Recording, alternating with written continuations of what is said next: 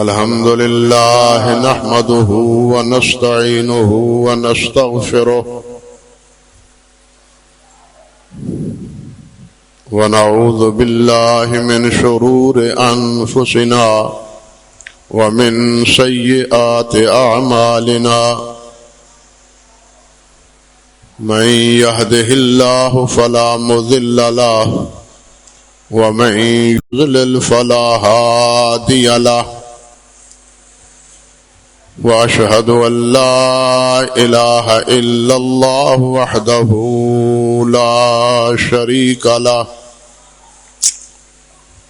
وأشهد أن محمدا عبده ورسوله أما بعد فقد قال النبي صلى الله تعالى عليه وعلى آله وسلم إن خير الكلام كلام الله وخير الهدي هدي محمد صلى الله عليه وسلم وشر الأمور محدثاتها وكل محدثة بدعة وكل بدعة ضلالة وكل ضلالة في النار اللهم صل على محمد وعلى آل محمد كما صليت على إبراهيم وعلى آل إبراهيم إنك حميد مجيد اللهم بارك على محمد وعلى آل محمد كما باركت على إبراهيم وعلى آل إبراهيم إنك حميد مجيد رب اشرح لي صدري ويسر لي أمري واحلل عقدة من لساني يفقه قولي اللهم انفعنا بما علمتنا وعلمنا ما ينفعنا وزدنا علما اللهم إنا نعوذ بك من علم لا ينفع ومن قلب لا يخشع ومن نفس لا تشبع ومن عين لا تدمع ومن دعوات لا يستجاب لها أعوذ بالله السميع العليم من الشيطان الرجيم من همزه ونفخه ونفثه بسم الله الرحمن الرحيم قل أعوذ برب الناس ملك الناس إله الناس من شر الوسواس الخناس الذي يوسوس في صدور الناس من الجنة والناس سبحان ربك رب العزة عما يصفون وسلام على المرسلين والحمد لله رب العالمين محترم معزز سامعین کرام، عزت مآب میری بہنوں اور بیٹیوں، قرآن مجید فرقان حمید کی آخری صورت میں نے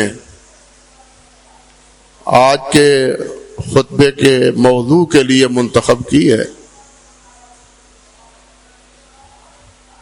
اور اس سے پہلے بھی اسی مفہوم کی صورت ہے قل اعوذ برب الفلق من شر ما خلق ومن شر غاسق اذا وقب ومن شر النفاثات في العقد ومن شر حاسد اذا حسد۔ اس سے پہلے صورت آپ جانتے ہیں سورۃ احد ہے، قل هو اللہ احد اللہ الصمد لم یلد ولم یولد ولم یکن له کفوا احد۔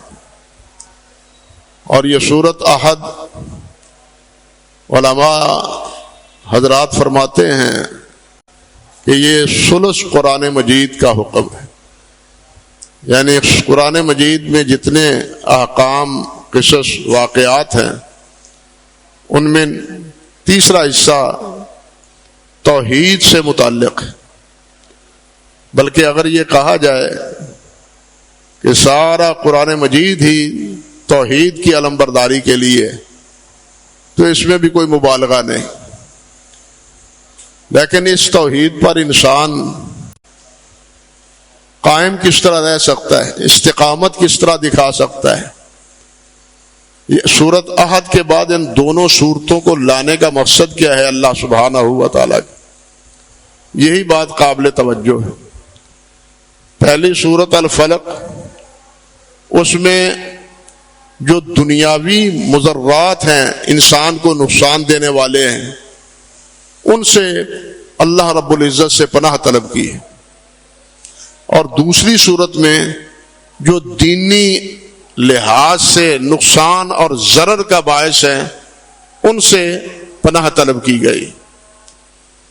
چنانچہ ارشاد باری تعالی ہے قل اعوذ برب الناس، میں پناہ چاہتا ہوں، کہہ دیں میرے نبی میں پناہ چاہتا ہوں جو لوگوں کا رب ہے۔ اللہ لوگوں کا رب نہیں ہے، اللہ رب العالمین ہے، الحمدللہ رب العالمین۔ لیکن چونکہ یہاں تعلق توحید کا ہے اور انسانوں کا ہے، انسانوں کو مخاطب کیا گیا ہے، اس لیے انسانوں کو توجہ دلانے کے لیے یہ بات فرمائی ہے قل اعوذ برب الناس، کہہ دیجئے کہ میں لوگوں کے رب کی پناہ میں آتا ہوں۔ اللہ اکبر کبیرہ، اللہ ہی ہم سب کو پناہ دینے والے ہیں، ہر دنیاوی مضرات سے اور اخروی مضرات سے۔ اللہ کی پناہ کے بغیر انسان نہ دنیا میں زندگی گزار سکتا ہے، نہ آخرت میں سرخرو ہو سکتا ہے، جب تک اللہ سبحانہ و تعالیٰ کی پناہ حاصل نہ ہو اور اللہ سبحانہ و تعالیٰ کی رحمت اور اللہ کا فضل شامل حال نہ ہو۔ تو یہاں پہلے فرمایا رب الناس، رب سے مراد صرف پیدا کرنے والا نہیں ہوتا، رب سے مراد جو پیدائش سے لے کے پروان چڑھانے والا جوانی تک اور بلوغت تک اور بالآخر زندگی کے آخری لمحات تک اس کی تمام ضروریات کا بندوبست کرنے والا ہے، جس نے شکم مادر میں بھی بغیر طلب کے، یعنی پیدا ہونے والے مولود کی بغیر طلب کے، بغیر خواہش کے، اس کے پرورش کا، اس کے کھانے پینے کا، اس کی ضروریات کا 3 پردوں میں اللہ سبحانہ و تعالیٰ نے انتظام کیا ہے۔ 3 پردے ہیں شکم مادر میں، رحم مادر میں، وہاں اللہ سبحانہ و تعالیٰ اس کو غذا پہنچا رہا ہے، اور کس کے ذریعے؟ اس ناف کے ذریعے۔ لیکن جو ہی یہ شکم مادر سے باہر آتا ہے تو خون پینے کی بجائے اللہ سبحانہ و تعالیٰ اس کو ماں کا دودھ پینے کا سلیقہ اور طریقہ سکھلا دیتا ہے۔ اللہ کا تعریف کہ الذی خلق کل شیء ثم ہدی، اللہ وہ ہے جس نے ہر چیز کو پیدا کیا ہے پھر اس کو رہنمائی بھی دی ہے۔ یہ چھوٹے سے بچے کو کس نے سکھایا ہے کہ مانتا کے پستان کو منہ میں لو اور تھوڑا سا دباؤ تمہیں خوراک حاصل ہو جائے گی؟ یہ کس نے اس کو الہام کیا ہے؟ یہ کس نے بتلایا ہے؟ اس مالک الملک نے بتلایا ہے، رب الناس نے بتلایا ہے، جو سب کا خالق ہے۔ پھر اس سے بعد کہ جتنی اس کی ضرورت ہے پرورش ہے وہ سنبھالا. یہ دو ہاتھ دو بازو اللہ ذوالجلال والاکرام نے عطا فرما دیے ہیں کہ اب کچھ ہیلا کرو، محنت کرو، نتیجہ اللہ سبحانہ و تعالیٰ کے سپرد کر دو. تمہارا کام والذین جاہدوا فینا لنہدینہم سبلنا، جو کوشش کرتا ہے من جدہ وجدہ، جو کوشش کرتا ہے وہ اپنی مراد کو پا لیتا ہے. اب کوشش کرو. اللہ ذوالجلال نے ذرائع دیے ہیں، مواقع میسر عطا فرمائے ہیں انسان کے لیے. طرح طرح کی ضروریات پوری کرنے کے لیے اللہ سبحانہ و تعالیٰ نے ذرائع اور وسائل پیدا فرما رکھے. اس لیے رب کون ہے؟ اللہ رب العزت ہے.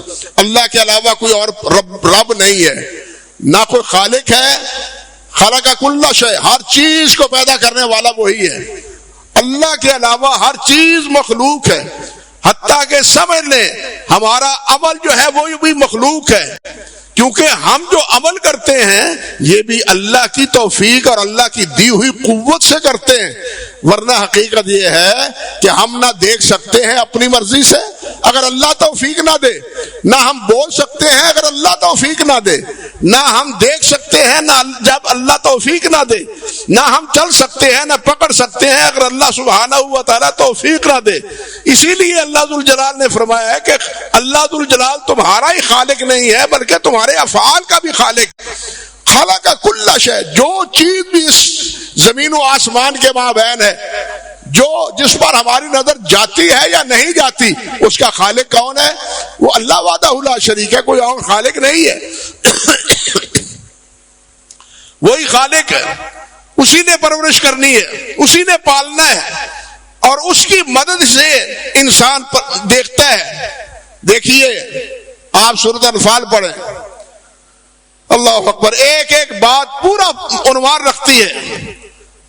سورۃ انفال پڑھیں، اللہ سبحانہ و تعالیٰ فرماتے ہیں کہ میدان بدر میں یہ دیکھنے والے کفار بھی تھے، دیکھنے والے مسلمان بھی تھے، لیکن اللہ سبحانہ و تعالیٰ نے مومنوں کی نگاہوں میں کفار کو کم تر نظر دکھایا، قلیل تعداد دکھایا. 2000 کی تعداد میں تھے، یہ 313 تھے، لیکن اللہ فرماتے ہیں کہ کفار کی نظر میں میں نے تم 313 کو کثرت کی صورت میں انہیں دکھایا. اور وہ دیکھنے ہو، ہم تو کچھ سوچ اور رہے تھے کہ مختصر سے لوگ ہوں گے، یہ تو کافی تعداد میں لوگ ہیں. یعنی ان کو کم دکھانے والا بھی اللہ ہے اور ان کو زیادہ دکھانے والا بھی اللہ ہے. غار کے اوپر پہنچے ہوئے ہیں اور غار میں جھانکنے کی توفیق نہیں ہے. نہ ابو بکر دیکھ رہے ہیں کفار کے قدموں کو، لیکن وہ نیچے نہ نبی علیہ السلام کو دیکھ پاتے ہیں نہ حضرت ابو بکر صدیق کو دیکھ پاتے. دکھانے والا کون ہے؟ بولنے والا بھی وہی ہے، بلانے والا بھی وہی ہے، اسی طرح سنانے والا بھی وہی ہے. بھائی ہم جب تک وہ سنائے ہم سنتے ہیں، جب تک دکھائے ہم دیکھتے ہیں، جب تک بلائے ہم بولتے ہیں، جب تک توفیق دے ہم چلتے پھرتے ہیں. اور جب یہ توفیقات سلب کر لے، نہ ہم دیکھ سکتے ہیں، نہ بول سکتے ہیں، نہ سن سکتے ہیں، نہ چل پھر سکتے. تو سب کچھ کس کے ہاتھ میں ہے؟ رب الناس کے ہاتھ میں. قل اعوذ برب الناس، اس مالک کی پناہ میں آتا ہوں جس کے قبضہ قدرت میں سب کچھ ہے. لہذا پناہ بھی کس کی ہے؟ اسی اللہ کی جس کی قدرت میں ہر چیز ہے. کوئی چیز اس کی دسترس سے اور اس کی قدرت سے علی کل شیء قدیر وہی ذات ہے. اللہ کے علاوہ کوئی اور ہر چیز پہ قادر نہیں ہے. ہر انسان بڑا ہو یا چھوٹا ہو، نبی ہو یا امتی ہو، فرشتہ ہو یا انسان ہو، جن ہو، سب اللہ سبحانہ و تعالیٰ کے محتاج ہے. بے نیاز ہے تو صرف اللہ وحدہ لا شریک کی ذات ہے. یا ایھا الناس انتم الفقراء الی اللہ، تم سب اللہ کے محتاج ہو، تم سب فقیر ہو، تم سب بکاری ہو، تم سب منگتے ہو. دینے والا غنی، اور غنی بھی حمید. فرق سمجھ لیں، غنی بھی حمید. دنیا میں کوئی غنی ایسا نہیں ہے جو سدا بہار غنی ہو، بلکہ اس کے سب کچھ دینے کے باوجود لوگ اس کے شاکی ہوتے ہیں، لوگ اس کے شاکی ہوتے ہیں، بلکہ کہتے ہیں اس کے سرمایہ کو کیا کرے جو جم کر جس پر بیٹھا ہوا ہے کسی کو دیتا ہی نہیں. لوگ اس کی تعریف نہیں کرتے، لیکن غنی حمید صرف اللہ لا شریک ہے. دنیا میں غنی ہے لیکن سب غنی حمید نہیں ہے. غنی حمید ذات صرف اللہ وحدہ لا شریک کی ہے, کوئی اور ہے نہیں ہے. اس لیے انسان ہر معاملے میں اللہ سبحانہ و تعالیٰ کا کیا ہے؟ محتاج ہے, فقیر ہے, سائل ہے, بکاری ہے, منگتا ہے. اللہ ہمیں اپنا منگتا بنائے رکھے, اللہ ہمیں اپنا بکاری بنائے رکھے. اللہ غیروں کے در پر ہاتھ اٹھانے کی ہمیں ہمت نہ دے, زبان ہلانے کی ہمت نہ دے. ہماری زبان ہلے تو اللہ کے لیے, ہمارے ہاتھ اٹھے تو اللہ کے لیے. امام احمد رحمت اللہ علیہ کی ایک دعا کے الفاظ ہیں, اللہم کما سنتا راسی اے اللہ, جس طرح تو نے میرے سر کو محفوظ رکھا ہے کہ یہ پیشانی تیرے علاوہ کسی اور کے سامنے نہیں جھکی, اللہ اسی طرح میرے ہاتھوں کو بھی محفوظ رکھ کہ یہ تیرے علاوہ کسی کے آگے نہ پھیلے.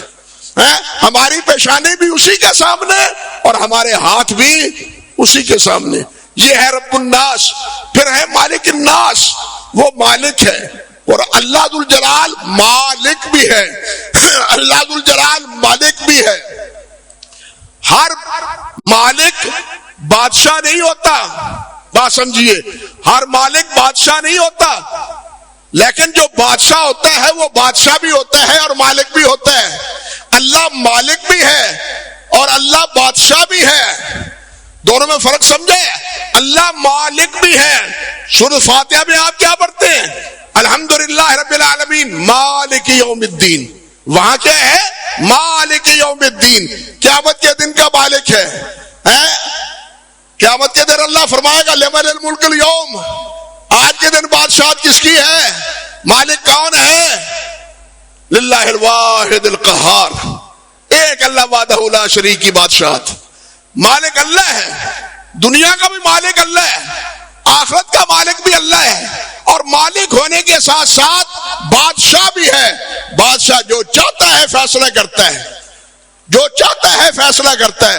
کوئی حائل اور رکاوٹ اس کے فیصلے میں حائل نہیں ہو سکتا, رکاوٹ کا باعث نہیں بن سکتا. وہ ایسا بادشاہ ہے. اللہ مالک بھی ہے, اللہ بادشاہ بھی ہے. مالک یوم الدین, اللہ قیامت کے دن کا مالک ہے. قل اللہم مالک الملک تؤتی الملک من تشاء وتنزع الملک ممن تشاء وتعز من تشاء وتذل من تشاء بیدک الخیر. ساری قدرت اور ساری بادشاہت اور ساری ملکیت وہ کس کے ہاتھ میں ہے؟ اللہ وحدہ لا شریک کے ہاتھ میں. اللہ اکبر کبیرہ. اور یہاں بھی یہی بات ہے, لوگوں نے تو صحیح بات ہے, رب بھی بہت بنائے, مالک بھی بہت بنائے. آگے ہے الہ الناس. سمجھیے پہلے بات کہ جو رب ہے, جو مالک ہے, الہ بھی وہی ہے. جو مالک ہے, جو رب ہے, الہ بھی وہی ہے. جس کے جو خود فقیر ہے, جو خود محتاج ہے, جو خود بے سہارا ہے, وہ معبود, وہ الہ نہیں ہو سکتا. اور پھر یہ بھی نقطہ یاد رکھیں کہ الہ ایک ہے, آلہہ بہت سارے ہیں. الہ ایک ہے, اللہ الہ ہے. لوگوں نے آلہہ بہت سے بنا رکھے ہیں. کفار کا یہی اعتراض تھا, اجعل الآلہۃ الہ واحدہ, اجعل الآلہۃ الہ واحدہ. کیا محمد صلی اللہ علیہ وسلم نے تمام معبودوں کو, تمام الہوں کو چھوڑ کے ایک ہی الہ کی دعوت دی؟ ان ھذا لشیء عجاب. یہ عجیب بات ہے. یہ ہمارے بزرگ کہاں گئے؟ ہمارے بڑے کہاں گئے؟ ہمارے بزرگ, ہمارے والدین جن کی پرستش کرتے تھے وہ کہاں گئے؟ وہ پھر گمراہ ہوئے. جو دلائل وہاں تھے وہ آج بھی وہی ہیں. آج کیا ہے؟ نہ اللہ کا رب ایک رہا, نہ لوگوں کا مالک ایک رہا, نہ لوگوں کا الہ ایک رہا. یہی تینوں خرابیاں ہر دور میں رہی ہیں. لوگوں نے رب بھی دوسروں کو بنایا پالنے والا. یہاں بھی کہتے ہیں اللہ خدا کے پلے میں دھرا وحدت کے سوا کیا ہے؟ جو کچھ لینا ہے ہم لے لیں گے محمد سے. اعوذ باللہ من الشیطان. ساری عمر محمد رسول اللہ سے مانگتے رہے. بات سمجھے؟ ساری عمر محمد رسول اللہ کس سے مانگتے رہے؟ اللہ وحدہ لا شریک سے۔ آج کا مسلمان کہتا ہے جو کچھ لینا ہے ہم لے لیں گے محمد سے۔ دینے والا کون ہے؟ اللہ دینے والا ہے۔ محمد رسول اللہ کا یہی سبق ہے، اللہ رب العزت کا یہی حکم ہے، اللہ کے نبی کا عمل بھی یہی ہے۔ اللہ کے نبی نے جو بھی مانگا وہ اللہ وحدہ لا شریک سے مانگا ہے، کسی اور کے سے نہیں مانگا۔ آپ ذرا اتنی بات ہی سوچ لیں کہ حضرت ابراہیم جد انبیاء ہیں۔ اللہ رب العزت نے فرمایا ہے وَاتَّبِعْ مِلَّةَ إِبْرَاهِيمَ حَنِيفًا، وَاتَّبِعْ مِلَّةَ إِبْرَاهِيمَ حَنِيفًا، اے میرے نبی ملت ابراہیمی کی پیروی کرو، ملت ابراہیمی کی پیروی کرو۔ آپ جد الانبیاء ہیں اور آپ خود فرماتے ہیں نَتَّبِعُ إِلَّا مَا يُوحَىٰ إِلَيَّ، نَتَّبِعُ إِلَّا مَا أُوحِیَ إِلَيَّ، مجھ پر جو وحی کی گئی ہے میں اسی کی اتباع کرتا ہوں، اور مجھے اللہ نے حکم دیا ہے کہ میں ابراہیم کی تابعداری کروں۔ لیکن کیا ابراہیم علیہ السلام کو اللہ ذوالجلال کے پیارے پیغمبر نے اپنا کوئی وسیلہ بنایا؟ کبھی کسی دعا میں، کسی مرحلے پر، کسی موقع پر ابراہیم کو جن کی اتباع کرنے کا حکم ہے، جن کی اتباع کرنے کا حکم ہے، نبی علیہ السلام نے ان کو بھی وسیلہ نہیں بنایا، بلکہ براہ راست کس سے مانگا ہے؟ رب الناس سے مانگا ہے، اللہ رب العزت سے مانگا ہے، اور اللہ رب العزت کو کی ہی پرستش کی ہے، اور اللہ رب العزت ہی کو اپنا مالک اور اپنا بادشاہ اور اپنا خالق سمجھا ہے۔ لیکن یہاں نہ رب اپنا ہمارا رہا، نہ مالک ہمارا رہا، نہ مالک ہمیں اللہ رب العزت کو سمجھا۔ وہاں بھی جناب سب کو بانٹ دیا گیا، نبی علیہ السلام کو بانٹ دیا گیا، پھر ان کے بعد حضرت عبد القادر جیلانی رحمۃ اللہ علیہ کو بانٹ دیا گیا، انا للہ و انا الیہ راجعون۔ اور شیخ عبد القادر جیلانی جو چاہتے ہیں، جس کو جو چاہتے ہیں دیتے ہیں۔ یہ ساری چیزیں کتابوں میں موجود ہیں، اور بیان کرنے والے بیان کرتے بھی ہیں۔ لیکن آپ مجھے بتلائیں کہ خود شیخ، حیرت ہوتی ہے، کہا جاتا ہے کہ ساڈا عبد القادر قادر ہے، سمجھے بات، ہمارا عبد القادر قادر ہے، ہمیں کسی اور کی ضرورت نہیں۔ ہر چیز پر قادر کون ہے؟ وہ جو خود عبد القادر ہے، اس کو ہی قادر بنا دے۔ تو بتلائیے عبد القادر کو آپ نے کیا مانا؟ سوال تو یہ ہے کہ اگر عبد القادر کو ہی آپ نے قادر بنا دیا تو عبد القادر کو کیا مانا؟ عبد القادر خود کیا کہتے ہیں؟ اللہ اکبر کبیرہ۔ وہ کیا کہتے ہیں؟ شیخ سعدی نے لکھا ہے گلستہ میں کہ لوگوں نے دیکھا کہ عبد القادر جیلانی رحمت اللہ علیہ رخے برحسان حدابود کہ اپنا چہرہ بیت اللہ کی چوکھٹ پر رکھے ہوئے ہیں، اور کیا کہہ رہے ہیں؟ الہا ببخشا، الہا ببخشا، مولا کریم مجھے بخش دے، اللہ مجھے بخش دے۔ وَأَغَرْ مُسْتَوْجِبِ عُقُوبَتَ، اگر تیرے علم میں مجھے عذاب دینا، سزا دینا مطلوب ہے، مرا روز قیامت نابینا برانگیخت، تو قیامت کے دن عبد القادر کو اندھا کر کے اٹھانا تا برخ نیکا شرمسار نواسم، تاکہ قیامت کے دن نیکوں کے سامنے شرمندہ نہ ہو۔ وہ یہ کہتے ہیں، وہ اللہ سے بخشش مانگتے ہیں، وہ اللہ سے طلب کرتے ہیں، وہ اللہ کی بندگی کو پکارتے ہیں، بلکہ انہوں نے فتوحات میں لکھا ہے، وہ فرماتے ہیں کہ جو آدمی اللہ کے علاوہ غیر سے مانگتا ہے وہ اللہ کا بندہ نہیں ہے، وہ غیر کا بندہ ہے۔ وہ اللہ کا بندہ اللہ سے مانگتا ہے، جو غیر سے مانگتا ہے وہ غیر کا بندہ بننے کی کوشش کرتا ہے۔ وہ تو یہ سبق دے گئے، وہ تو یہ عمل کر کے دکھا گئے، لیکن ہم نے عقیدہ کچھ اور بنا لیا۔ عرض کرنے کا مقصد یہ تھا کہ نہ ہم نے رب الناس پر ہمارا عمل، نہ مالک الناس پر ہمارا عمل، ہم نے ملکیت بھی تقسیم کر دی۔ اللہ اکبر کبیرہ، اللہ اکبر کبیرہ۔ اللہ نے ایک جگہ نہیں، یہ مضمون سارے قرآن مجید میں مختلف صورتوں میں، مختلف اسالیب میں اللہ ذوالجلال نے بیان کیا ہے کہ مالک الملک بھی وہی، بادشاہ بھی وہی، رب بھی وہی، اور الہ بھی وہی۔ جو رب نہیں ہے، خالق نہیں ہے۔ ابتدا میں اللہ نے کیا فرمایا؟ کبھی سوچا؟ سورۃ بقرہ کی ابتدا میں پہلے اللہ ذوالجلال نے مومنوں کا ذکر کیا ہے، ان کے اوصاف ذکر کیے ہیں، پھر کافروں کے عقیدہ اور اس کے اوصاف ذکر کیے ہیں، پھر مومنوں کے منافقوں کے عمل و کردار کو ذکر کیا ہے کہ منافق کیسے ہیں، کافر کیسے ہیں، مومن کیسے ہیں۔ ان تینوں کی نشاندہی کرنے کے بعد جو پہلی سب سے دعوت ہے وہ کیا ہے؟ یا ایھا الناس، یا ایھا الناس اعبدوا ربکم الذی خلقکم والذین من قبلکم لعلکم تتقون۔ لوگو اپنے رب کی عبادت کرو۔ عبادت کس کی؟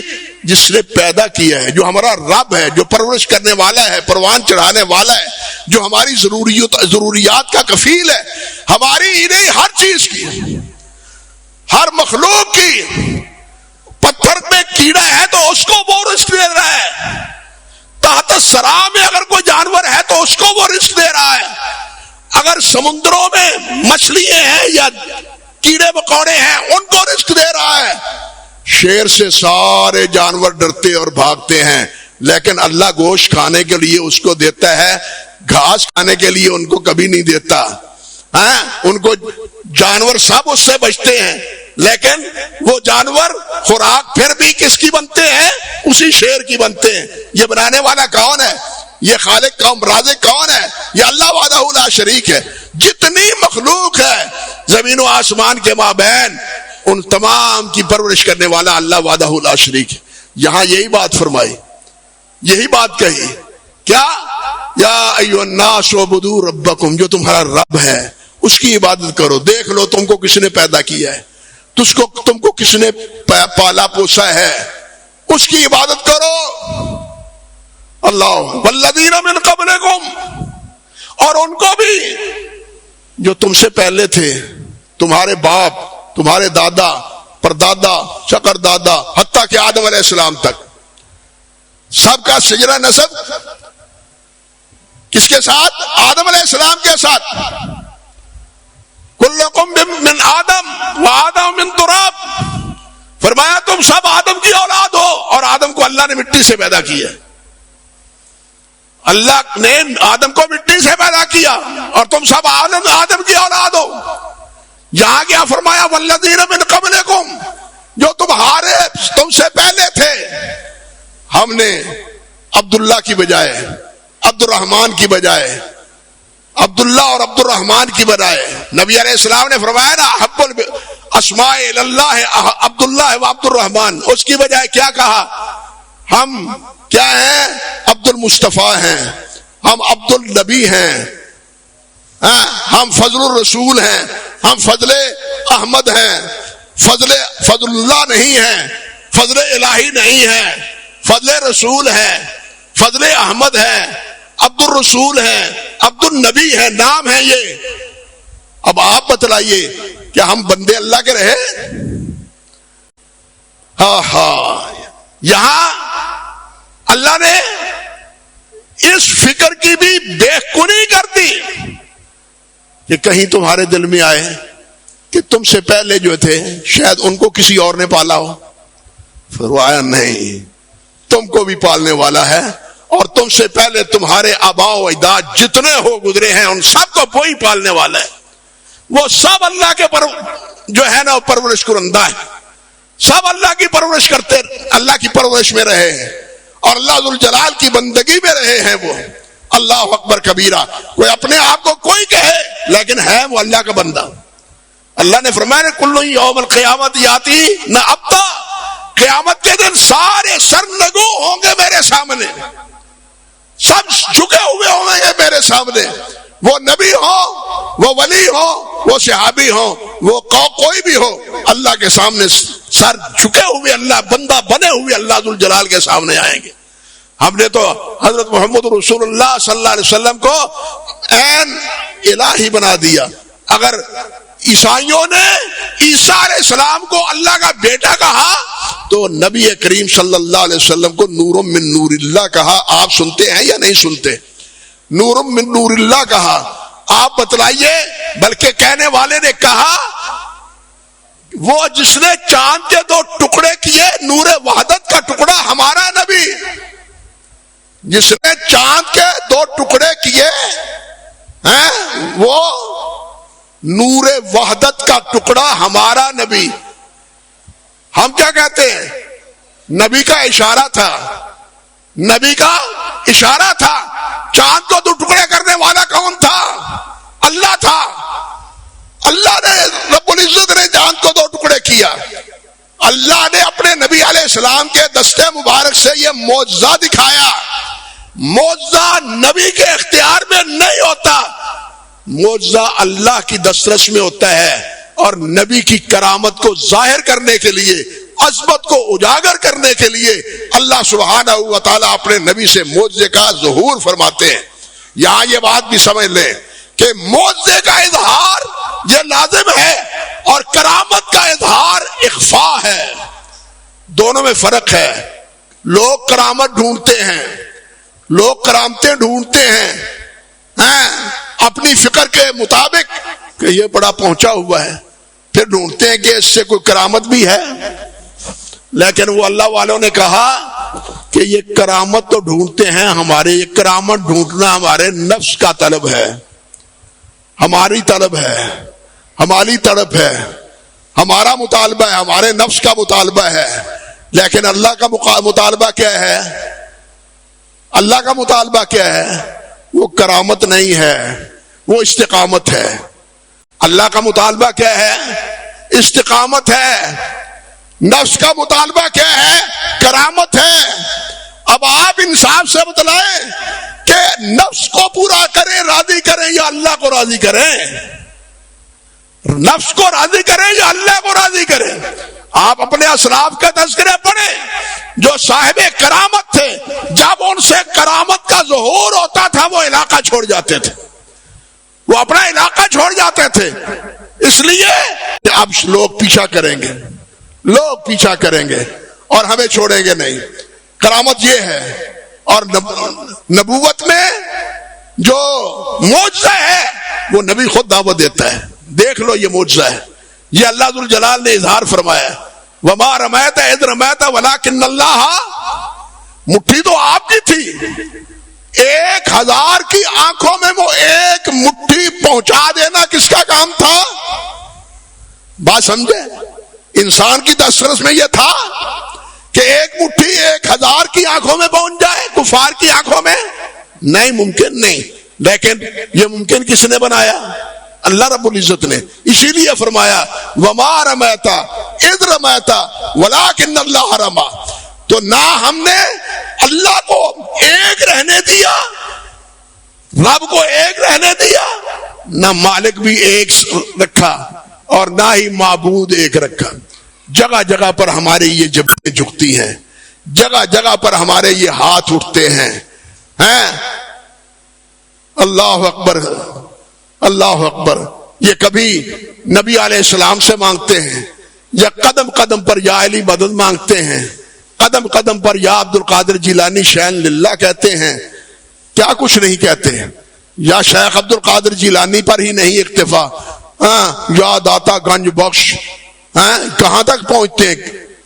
اسی لیے میں نے کہا جو رب ہے، جو مالک ہے، وہی الہ ہے، باقی سارے آلہہ ہیں، باقی سب کیا ہیں؟ آلہہ ہیں۔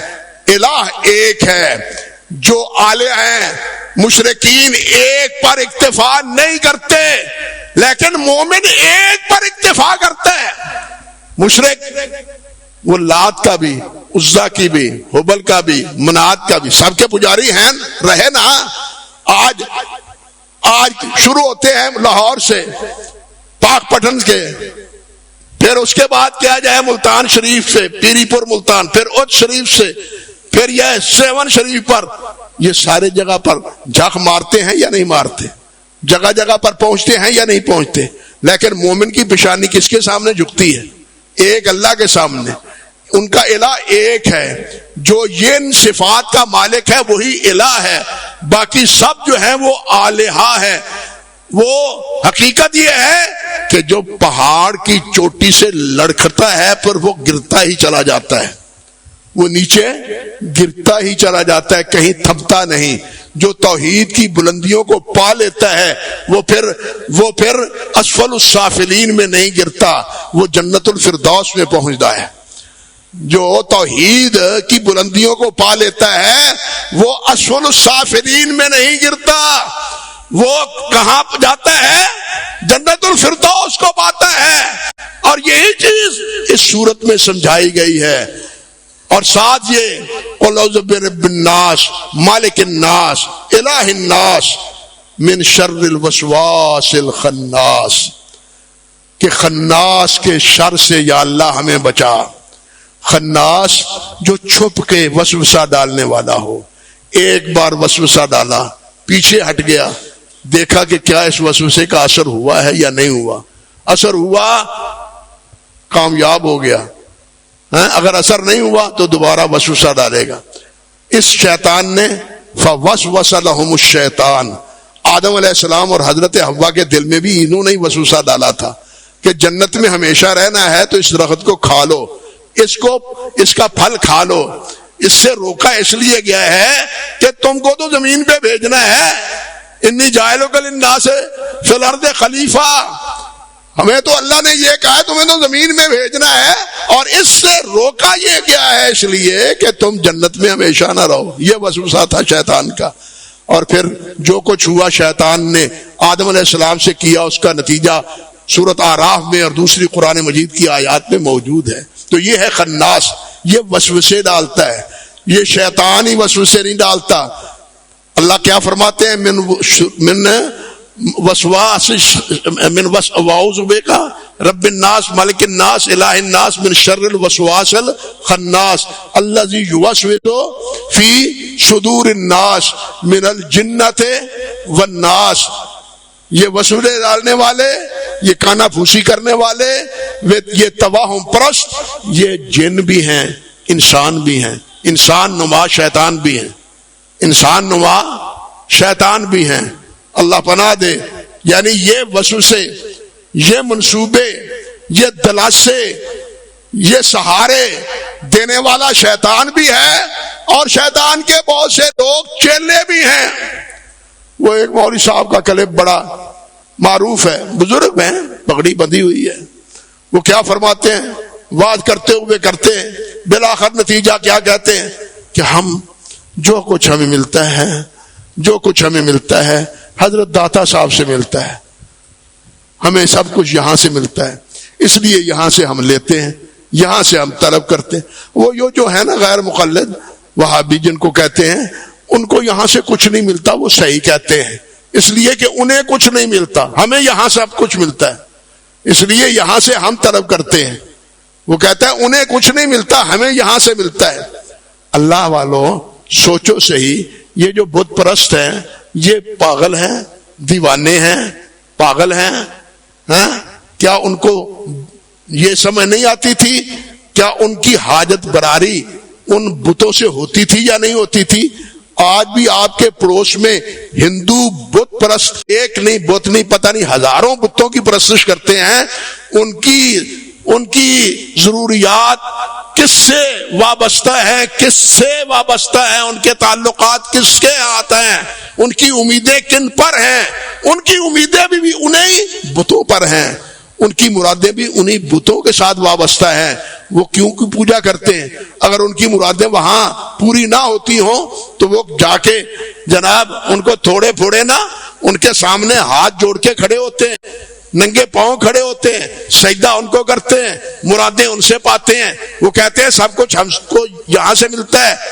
یہ بات سمجھ لو کہ یہ چیزیں بطور آزمائش اللہ ذوالجلال والاکرام کی طرف سے بسا اوقات ہوتی ہیں۔ پوری کرنے والا اللہ ہوتا ہے، دینے والا اللہ ہے، کیونکہ مالک اللہ ہے، وہ جس کو جو چاہے جہاں سے چاہے دلوا دیتا ہے۔ یہ نہیں دلواتے، دینے والا کون ہے؟ مالک کس کو سمجھا؟ ان کو سمجھا یا مالک الملک کو سمجھا؟ ان کو سمجھا، لیکن اللہ نے سمجھایا دینے والا میں ہوں، ان کو ذریعہ بنایا ہے تمہاری آزمائش کے لیے۔ آپ بتلائیں، یہ آزمائش یہودیوں پر بھی آئی، یہ آزمائش صحابہ کرام پر بھی ایک شرط میں آئی، ایک صورت میں آئی۔ یہودیوں پر آزمائش کیا تھی؟ آپ نے سنا ہے علماء کے لیے کہ ان پر ہفتے کے روز شکار کرنا، تجارت کرنا، معاملات کرنا منع تھے۔ عبادت کے لیے سارے دن کو خالص کرو، اللہ کی بندگی کے لیے، لیکن انہوں نے ہیلا بنایا، اور ہیلے کے لیے پھر آزمائش کے طور پر ہفتے کے دن ہی اللہ ذوالجلال نے مچھلیوں کو پانی کے اوپر تیرتا ہوا انہیں دکھایا، اور ان کے منہ میں پانی آ گیا، ہاں، اور انہوں نے جناب کھالے بنا لے، کسیے بنا لی اور تالاب بنا لیے، تاکہ ان کے ذریعے یہ مچھلیاں یہاں جمع ہو جائیں اور ہم اتوار کے دن آرام سے پکڑ لیں۔ یہ مچھلیاں ظاہر کرنے والا اللہ کہتا ہے قرآن پاک میں، خالق کہتا ہے کہ میں نے ان کے لیے بطور آزمائش بھیجی تھی۔ یہ ابتلا تھا، ہماری یہ زندگی، ساری دنیا ہم آزمائش میں ہیں، یہ بات سمجھ لیں۔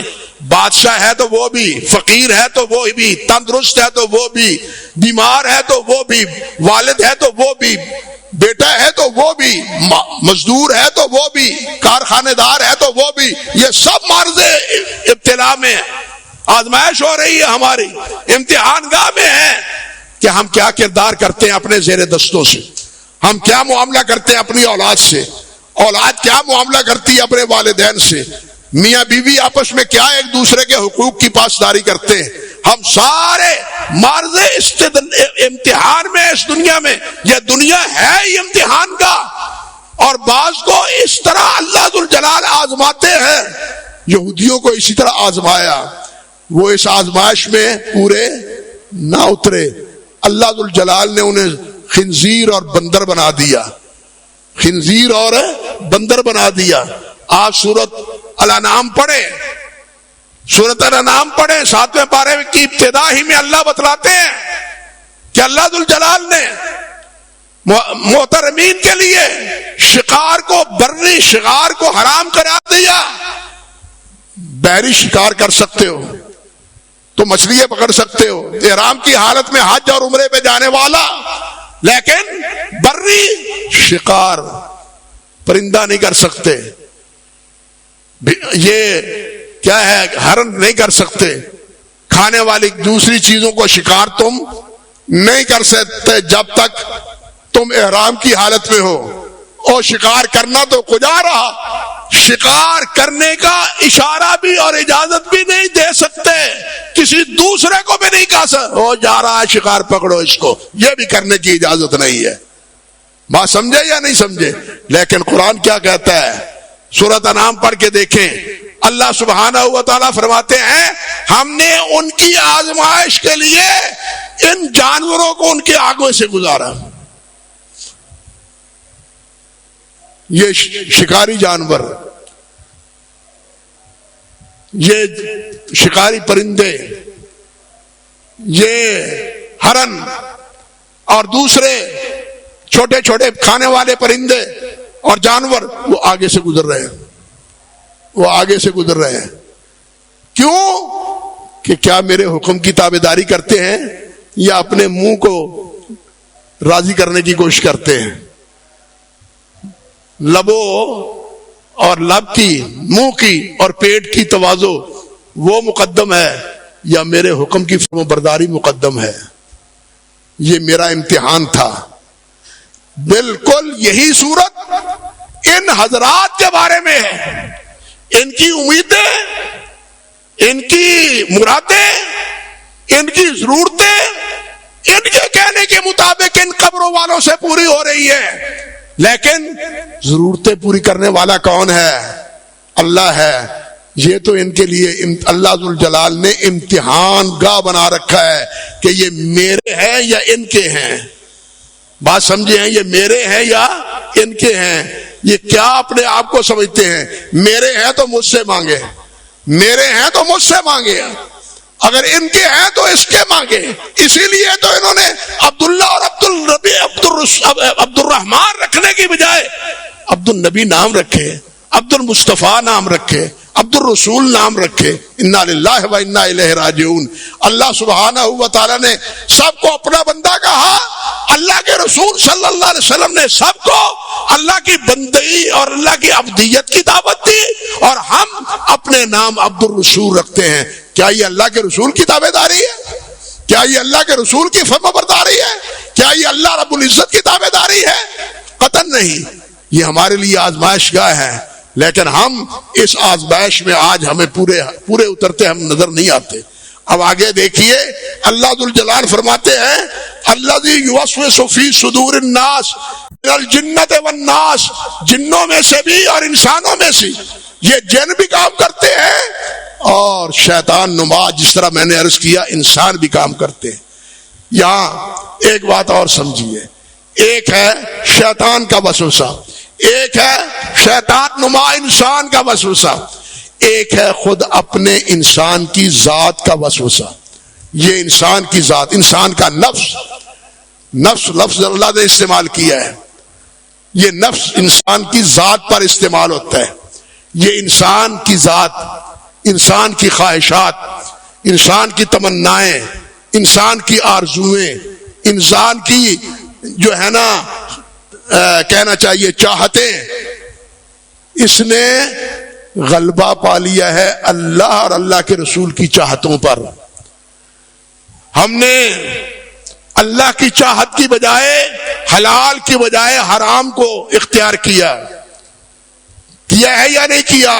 سوچے ذرا، یہ کس کے کہنے پر؟ شیطان کے کہنے پر، نفس کے کہنے پر۔ ان النفس لامارۃ بالسوء، یہ نفس ایسا ہے، ذات ایسی ہے، آپ ذرا اندازہ کریں۔ نبی علیہ الصلوۃ والسلام ہر خطبے میں فرماتے تھے ونعوذ باللہ واعوذ باللہ من شرور انفسنا، اللہ ہمارے نفس کے، ہماری ذات کے شر سے ہمیں بچائے، ہماری ذات کے شر سے۔ خود ہمارا شر جو ہمیں اللہ کی نافرمانی اور اللہ کے رسول کی نافرمانی پر آمادہ کرتا ہے، حلال کی بجائے حرام، جائز کی بجائے ناجائز۔ بلکہ علماء نے بڑی حکمت آموز بات کہی ہے کہ عجیب بات ہے کہ حلال چیزیں زیادہ ہیں، حرام چیزیں کم ہیں۔ شمار کر کے دیکھ لیں، حلال چیزیں زیادہ ہیں، حرام چیزیں کم ہیں، وہ کھانے کی ہوں یا پینے کی ہوں، لیکن جو زیادہ حلال ہیں ان کو چھوڑ کے انسان اسی نفس پرستی کے لیے میں حرام کی طرف لپکتا ہے، حرام کھاتا ہے، حرام پیتا ہے، حرام کام کرتا ہے جن سے اللہ اور اللہ کے رسول نے روکا ہے۔ یہ کون آمادہ کرتا ہے؟ صرف شیطان ہی نہیں کرتا، ہمارا نفس بھی کرتا ہے، ہمارا نفس بھی کرتا ہے۔ اور اللہ کے بندو، میں اور آپ کیا چیز ہے؟ اللہ کے نبی علیہ الصلوۃ والسلام نے کیا فرمایا ہے؟ اللہم رحمتک ارجو فلا تکلنی الی نفسی طرفۃ عین، فلا تکلنی الی نفسی طرفۃ عین۔ اللہ مجھے اپنی حفاظت میں رکھ، بار الہ مجھے اپنی حفاظت میں رکھ، اور مجھے میری ذات کے حوالے نہ کر، مجھے میری نفس کے ذات کے حوالے نہ کر، مجھے اپنی خواہش کا غلام نہ بنا۔ آپ بتلائیے اللہ کے رسول کی خواہشیں کیا تھیں؟ وہ تو ساری اللہ کی اطاعت میں تھیں، اللہ کی فرما برداری میں تھیں، وہاں تو غلطی کا کوئی شائبہ تک ہمارے نزدیک نہیں ہے، لیکن اس کے باوجود ہمیں سمجھانے کے لیے، ہمیں بتلانے کے لیے کہ جب اس نفس کی خواہشات کی اور تمناؤں سے پناہ اللہ کے رسول نے مانگی ہے، تو ہم تو زیادہ اس بات کے حقدار ہیں کہ ہم اپنے نفس کے شر سے اللہ سے پناہ مانگیں۔ یہ حلال کی بجائے حرام، ناجائز جائز کی جگہ ناجائز۔ کس نے آپ کو کہا ہے؟ بھائی ہم مسلمان ہیں، ہم مسلمان ہیں، ہم مومن ہیں۔ اللہ نے کہ نبی نے کیا فرمایا ہے؟ المسلم من سلم المسلمون من لسانہ و یدہ۔ ہم کہتے ہیں ہم مسلمان ہیں، مسلمان کے بارے میں حضور نے کیا فرمایا ہے؟ المسلم من سلم المسلم من سلم من لسانہ و یدہ۔ مسلمان ہے کہ اس کے ہاتھ اور اس کی زبان سے مسلمان محفوظ رہے۔ اب ہمیں سب کو فیصلہ کرنا چاہیے کہ ہماری زبان سے اور ہمارے ہاتھوں سے ہمارے مسلمان بھائی محفوظ ہیں۔ آپ نے فرمایا لا یؤمن احدکم حتی یحب لاخیہ ما یحب لنفسہ، اس وقت تک کوئی کامل مومن مسلمان مومن نہیں ہو سکتا جو اپنے لیے پسند کرتا ہے وہ اپنے بھائی کے لیے پسند نہ کرتے. بھائی اپنے لیے پسند کوئی کرتا ہے, کوئی میرے مال کو نقصان پہنچائے, میری جان کو نقصان پہنچائے, میری عزت کو نقصان پہنچائے, جب میں یہ اپنے لیے پسند نہیں کرتا تو دوسرے مسلمان بھائی کو یہ اذیت دینا, نقصان پہنچانا اور اس کے بارے میں نازیبا باتیں کرنا, یہ کب ہمارے لیے مسلمان ہوتے ہوئے درست اور جائز ہے؟ آج سارا مسئلہ نبی اللہ ذوالجلال والاکرام کے پیارے پیغمبر کے اس فرمان کی مخالفت میں ہو رہا ہے. یہ عالمی سطح پر بھی جو کچھ ہو رہا ہے, اللہ ذوالجلال نے ہمیں کیا فرمایا ہے؟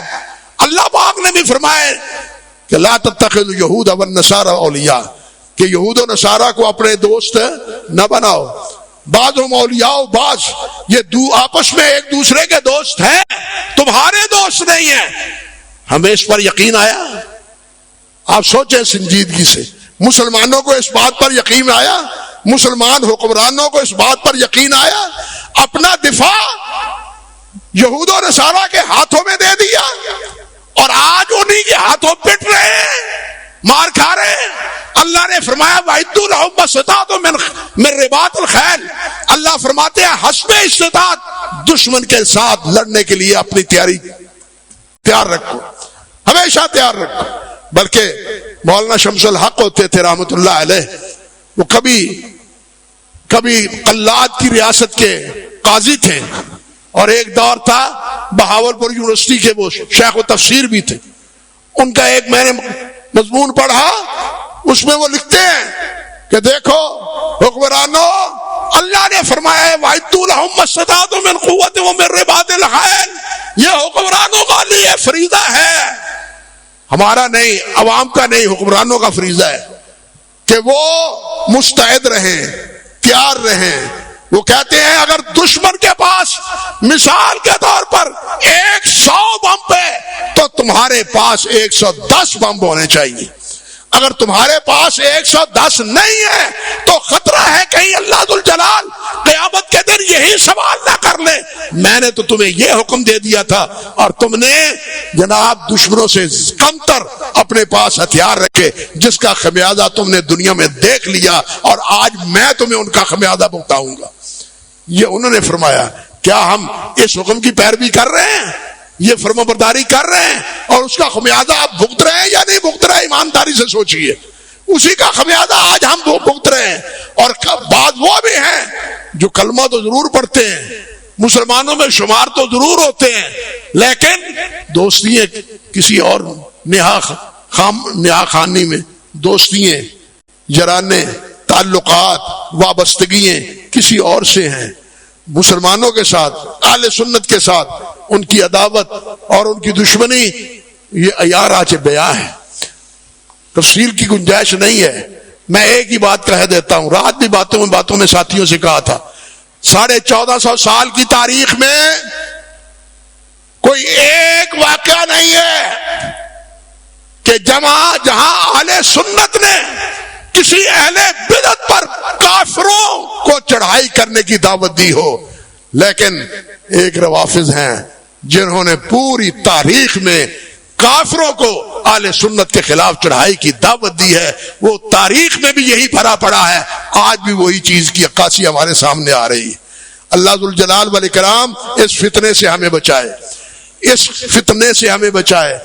یہود و نصارہ کے گھر جوڑ سے, ہنود اور شہود اور نصارہ کے گھر جوڑ سے بچائے, اور ان کے جو دستے بازو بننے والے ہیں اللہ ذوالجلال ان کی دسترس سے بھی اس ملک کو بھی محفوظ رکھے, عالم اسلام کو محفوظ رکھے, مسلمانوں کو متحد اور ایک پلیٹ فارم پر جمع ہونے کی توفیق عطا فرمائے. اور جو مسلمانوں کے مشترکہ دشمن ہیں, جو ظاہری ہیں یا باطنی ہیں, ان کو سمجھنے کی بھی مسلمانوں کو اللہ ذوالجلال توفیق عطا فرمائے. اقول قولی ھذا استغفر اللہ لی ولکم ولسائر المسلمین.